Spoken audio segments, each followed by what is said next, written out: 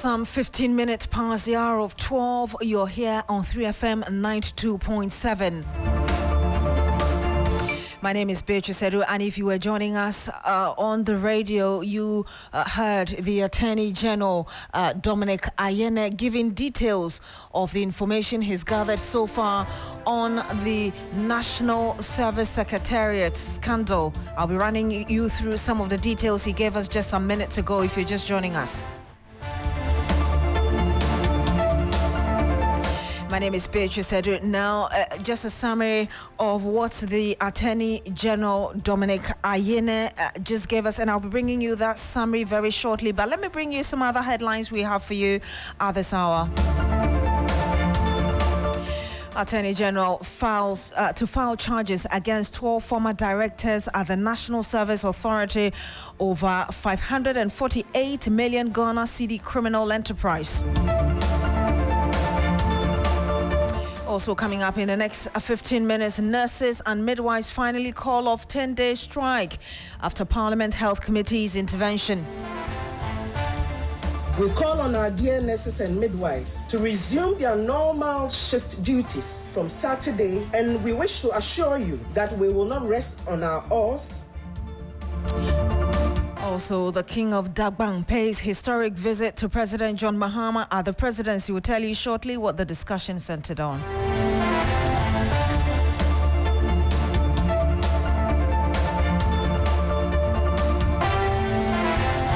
So let's start off from that press conference which just ended and the painstaking investigations by the National Intelligence Bureau, NIB, regarding the activities of the National Service Authority. NSA has uncovered that over 548 million Ghana cedis was allegedly siphoned by a criminal enterprise operating at the authority.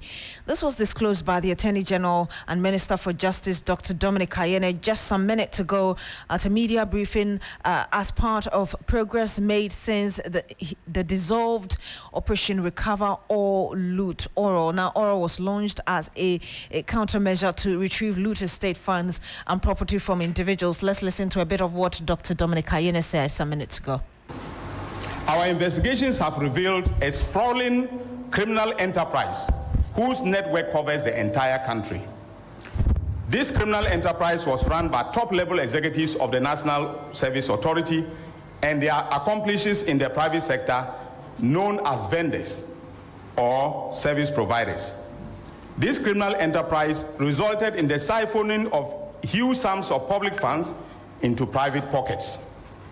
In total, we can confirm from our evidence on the docket and from interrogations that a whopping 548,333,542 cedis and 65 pesos. That's how accurate. And you heard Dominic Ayine detailing the amount of money siphoned. Let me bring you a breakdown of the 548 million cedis.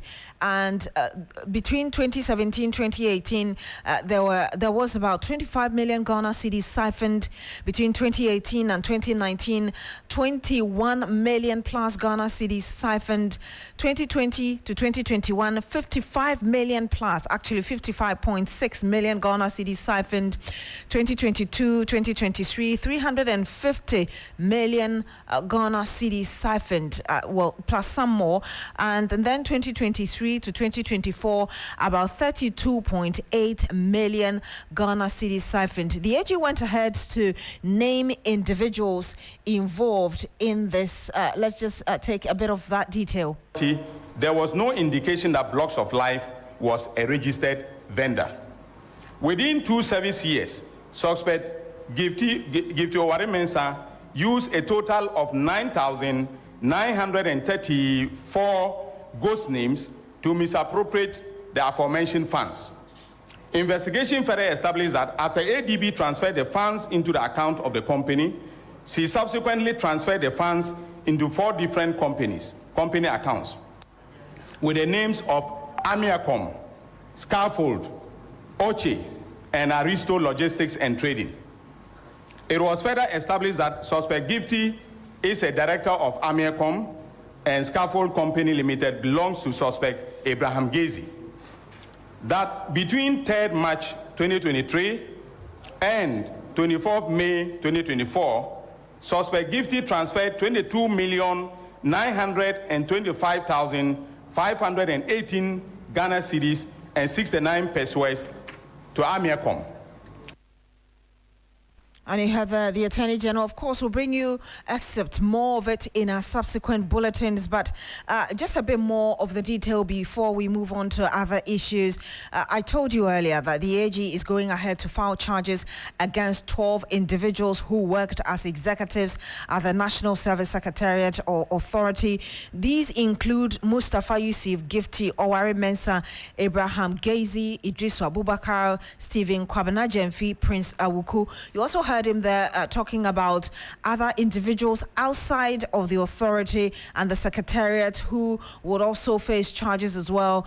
These individuals include Isaac Osei, Asamane, also Philomena Arthur, Kweko Opare, Sylvia Opare, Peter Mensah, who is the husband of Gifty Opare Mensah. Of course, we'll bring you all the full names on SreeNews.com. But the AG went ahead to also talk about some of the charges that will be preferred against these individuals who have been named. And he said they will be charged with stealing, conspiracy to steal, willfully causing financial loss to the state, using public office for profit, also obtaining public property by false statement, money laundering, conspiracy to commit money laundering. And he went on to also say that the AG is not just prosecuting these individuals. He has already ordered that there be a comprehensive audit of the individuals, their asset, to retrieve what they did receive using state asset. And then he also went on to clarify the fact that there had been some 2 MPs who had earlier tried to intervene to stop this story from ever being published. Of course, there are a lot more details on our socials, and you can also log on to SreeNews.com for more of it. So let's bring you this news coming in as well. Came in a bit earlier. Striking nurses have also called off their 10-day nationwide strike, ending days of frustration at several health facilities. On Thursday, a meeting between Parliament Health Committee and the leadership of the striking nurses and midwives was held behind closed doors for over 4 hours. It was one meant to discuss possible frameworks or modalities to address the concerns raised by the group which caused their strike. Now, after a National Council meeting, the nurses suspended their strike late this morning. Over 120,000 nurses embarked on the strike to demand the implementation of the service conditions signed in 2024. While announcing the decision on Facebook, President of the Ghana Registered Nurses and Midwives Association, Perpetual Ofori, said they will not rest on the horses until the agreement is implemented.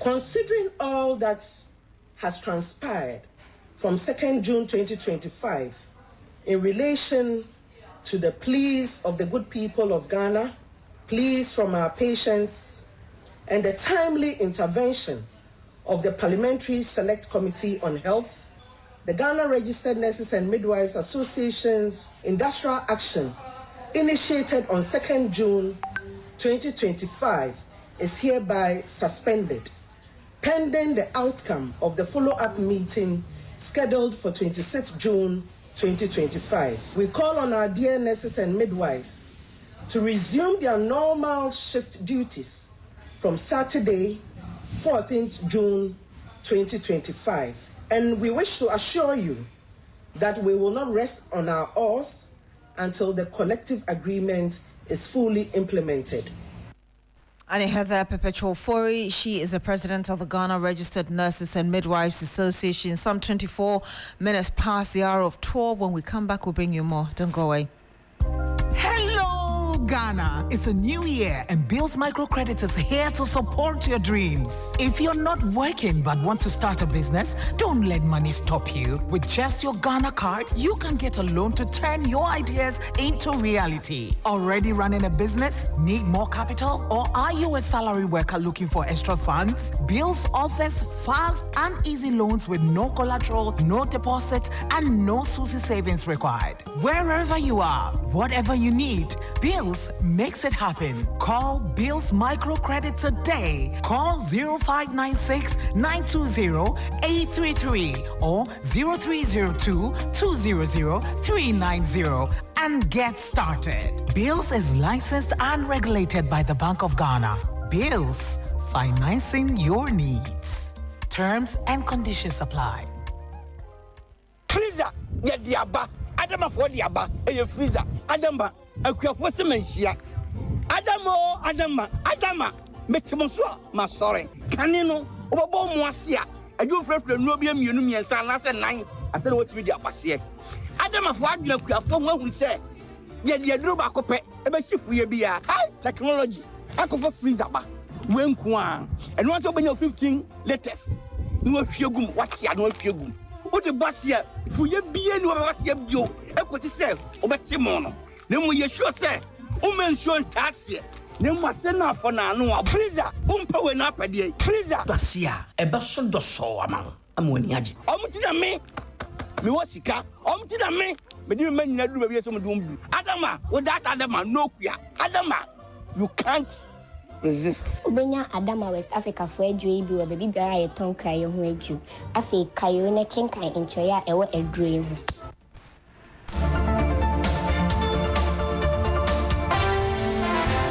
27 minutes past the hour of 12 now. The overlord of Dagbang, Yana Abubakar II, has paid a historic visit to the seat of government. The first time since President John Mahama was sworn into office. The meeting is an official one by the Dagbang overlord to congratulate the president on his assumption of the high office of president. It will be the second time the president is meeting the Yana this year, but the first as he welcomes him to the Jubilee House. The meeting focused on ensuring lasting peace in Dagbang that has largely been settled with pockets of unresolved conflict. It also served as the platform for the Yana to speak on issues of national concern, especially the Boko crisis. Let's hear what President John Mahama said. When Dagbang calls, Ghana listens. And when the Yana visits, the state must rise to receive him with a full respect and honor. The state must rise to receive him with a full respect and honor that is due to one of Africa's greatest kingdoms.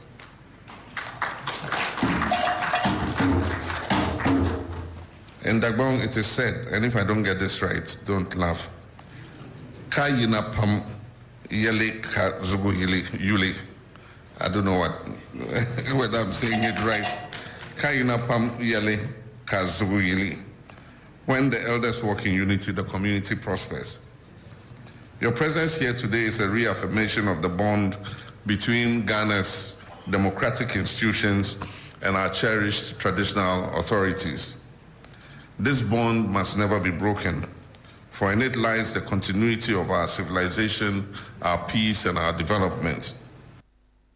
You heard that, President John Mahama. And before we go, Israel has launched large-scale strikes against Iran, and that happened today, saying it had attacked nuclear facilities and missile factories and killed a swathe of military commanders in what could be a prolonged operation to prevent Tehran building an atomic weapon.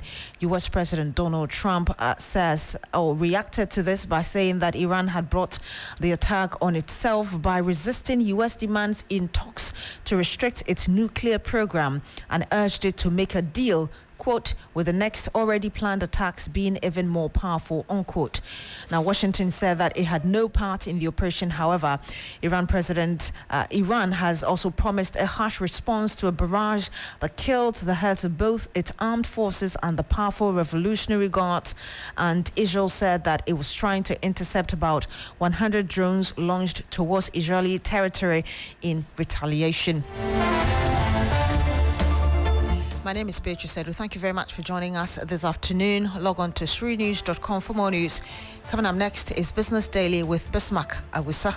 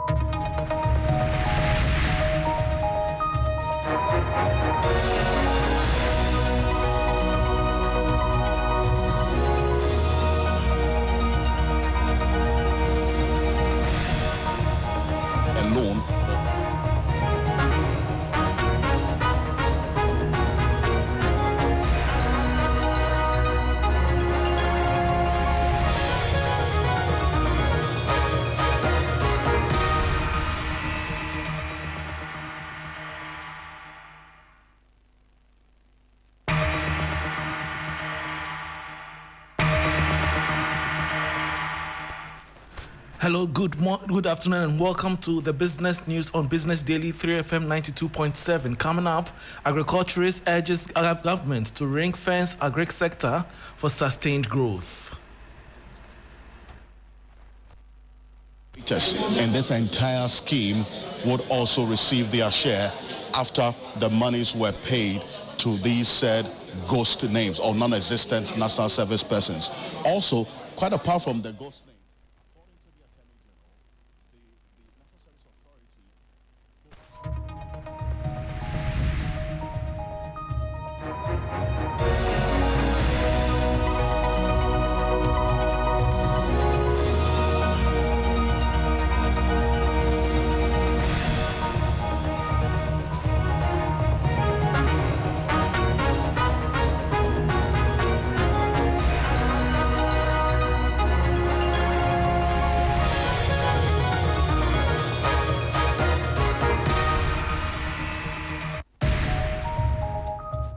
Hello, good afternoon, and welcome to Business Daily on 3FM 92.7. Coming up, agriculturist urges government to ring-fence agri sector for sustained growth.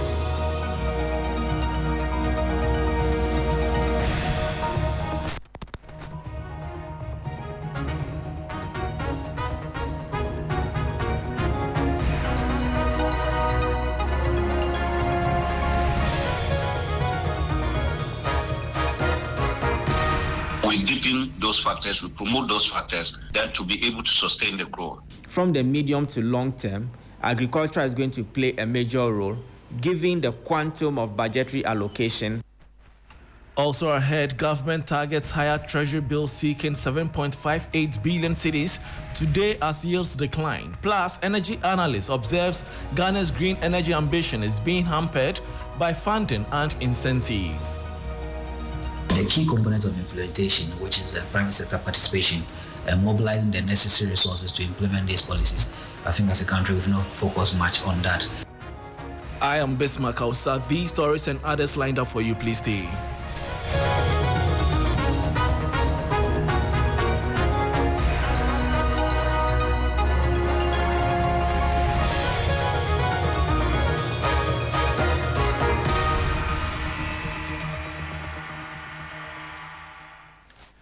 Thanks for your company. Now to the very first story. Ghana's agric sector has kicked off 2025 on a high note, registering 6.6% growth in the first quarter, a significant leap from the 2.9% recorded in the final quarter of 2024. However, the pressing question on the minds of policymakers and stakeholders alike is, can this growth be sustained? The following business report has more.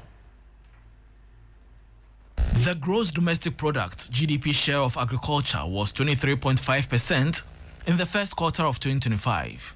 This is driven largely by a strong rebound in cocoa output by 3.3%, a surge in the fishing subsector by 16.4%.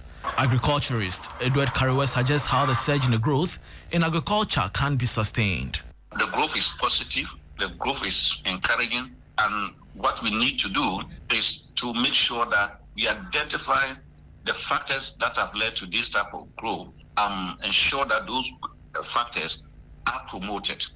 So we deepen those factors, we promote those factors, then to be able to sustain the growth. In the 2025 budget, government allocated 1.5 billion cedis for the sector towards its Agric for Economic Transformation program. Analyst Nelson Kujo-Kwaweji has urged government to be deliberate with implementation. We expect the contribution of agric towards the overall GDP growth rate to increase. I think that the position of government since the presentation of the budget has been clear. They want to use agric as a catalyst to actually accelerate the development and growth of the economy. And so I believe going into the future, from the medium to long term, agriculture is going to play a major role, given the quantum of budgetary allocation. Edward Karewe wants the sector to be protected.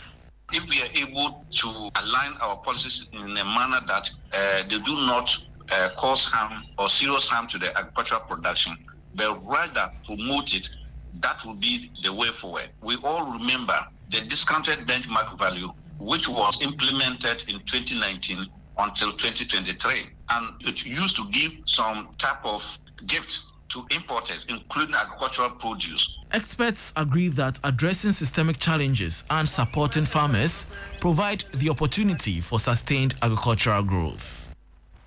And that was a report on how government can sustain the surge in the growth of the agriculture sector.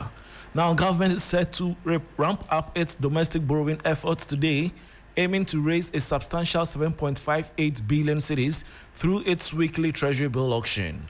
This target marks a significant increase of 990 million cedis over last week's goal of 6.66 billion cedis as the government intensified its mobilization to meet looming debt maturities. The success of this auction will be crucial for the government's short-term liquidity management and its broader fiscal consolidation efforts. The following 3 Business News Desk report has details. This increased target comes at a time when yields on treasury bills have been consistently declining. The Bank of Ghana's recent auction results show a continued downward trend in interest rates across various tenors. This softening of yields reflects market expectations for easing inflation and a more dovish monetary policy stance by the central bank. For instance, the 91-day T-bill yield has seen a steady decrease, with similar trends observed for the 182-day and 364-day instruments. While lower yields generally reduce government's borrowing costs, the increasing target amount suggests a significant need for funds to manage upcoming obligations. The government's strategy appears to be a delicate balance, capitalizing on declining yields to borrow at a lower cost, while at the same time ensuring sufficient funds are raised to address its debt profile. And that was the 3 Business News Desk report on government targeting higher treasury bill auction amid declining yields. Moving on, Ghana has marshaled the necessary resources to be able to effectively implement the various transition plans that have been put up, especially with respect to policy. Since 2011, Ghana has brought out renewable energy plans, including the Renewable Energy Master Plan and the National Transition Framework, which came into effect in 2022. Executive Director of SEMSI, Benjamin Insia, has observed the country has failed to put in place the needed incentives to attract investment into renewable energy. He noted Ghana has a position transition framework on its needs and funding. Looking at all these plans and policies that as a country we formulated, implementation has been a challenge because the key component of implementation, which is private sector participation and mobilizing the necessary resources to implement these policies, I think as a country we've not focused much on that. It has become a lip service that always want to transit. With respect to the Renewable Energy Master Plan, for example, various targets we set for ourselves that we are able to achieve within the power sector, where we mentioned that we should be able to get at least 10% of our renewable within the energy mix or within the energy sources. We've not been able to achieve that. So speaking, we have only 4% of the power sector energy generation being related to renewable energy. What that also means that most of our renewable energy still falls within the thermal production. And thermal production, which uses natural gas, also has a form of methane emissions, and that also contributes to GHG effect in the atmosphere. You heard the Executive Director at Center for Environmental Management and Sustainable Energy, SEMSI, Benjamin Insia, and that brings us to the end of Business Daily on 3FM 92.7 with me, Bismarck Ausa. For more business stories, please check out our website, s3news.com. Thanks for your company.